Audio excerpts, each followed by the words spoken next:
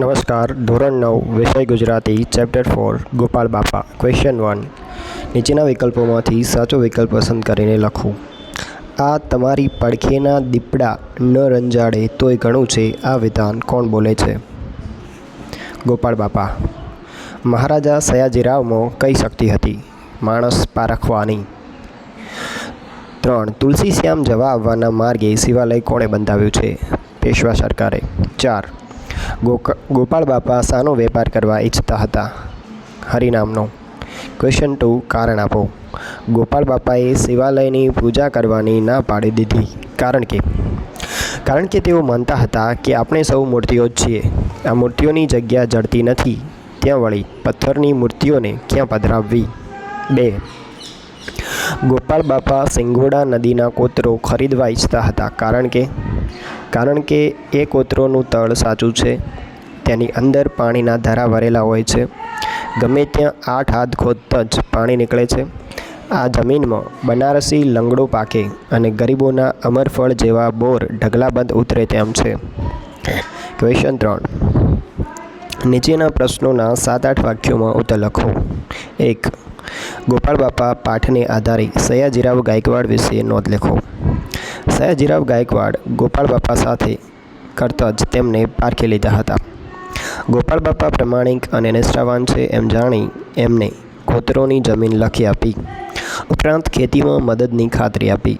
ગોપાળ બાપાએ અપુજ મંદિરનો બંદોબસ્ત કરવાની ના પાડી તો પણ તેમને માઠું ન લાગ્યું, પણ મૂર્તિના નામે લોકોને આશરો મળે એ વાતનું સૂચન કરે છે. વળી સયાજીરાવને ગોપાળ બાપાના ગુરુ માંડણ ભગત વિશે જાણવાનું કુતૂહલ જાગે છે. માંડણ ભગતનું ઉત્તમ ચરિત્ર જાણીને સયાજીરાવ ગાયકવાડ વાહ બોલી ઉઠે છે. આમ સયાજીરાવ ગાયકવાડ માણસ પારખું જ નહીં પણ ઉદાર, નમ્ર તેમજ પ્રજાવત્સલ હતા. 2. ગોપાળ બાપાનું પાત્રાલેખન કરો. ગોપાળ બાપા નિષ્ઠાવાન અને નીડર હતા.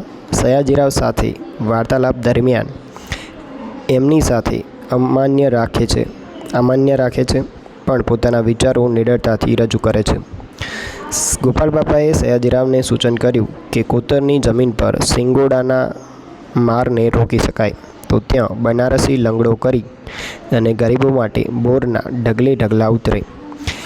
એમના સૂચનમાં ખેતીનું જ્ઞાન અને ગરીબનું ભલું કરવાની ભાવનાનું દર્શન થાય છે. વળી તમારી પડખેના દીપડા ન રંજાડે તોય ઘણું છે એમ નીડરતાથી કહી દે છે. પૂજાનો બંદોબસ્ત કરવાનો પણ અસ્વીકાર કરે છે તો ત્યાંય મૂર્તિને નામે સૌને આશરો મળે તેવું કરજું એવા સયાજીરાવના સૂચનને સહર્ષ વધાવે છે. ગોપાળ બાપા મિત્ર ધર્મ જાણે છે, એમાં ક્યાંય દિલચોરી નહીં, ક્યાંય સ્વાર્થવૃત્તિ નહીં, ક્યાંય બેવફાઈ નહીં. ગુરુ માંડણ ભગતની આજ્ઞાથી હરિનામનો વેપાર કરતા તે એક નિસ્વાર્થ, પરોપકારી અને સાચા સમાજસેવક હતા. અહીંયા વિડીયો પૂરો થાય છે. જો તમને ગમે તો ચેનલ પર અન્ય ક્રિએટિવ વિડીયો, કાગળકામના કે વિવિધ વસ્તુ બનાવવાના વિડીયો ઉપલબ્ધ છે, જઈને જોઈ શકો છો. જો યોગ્ય લાગે તો ચેનલને સબસ્ક્રાઈબ કરવા વિનંતી. ધન્યવાદ.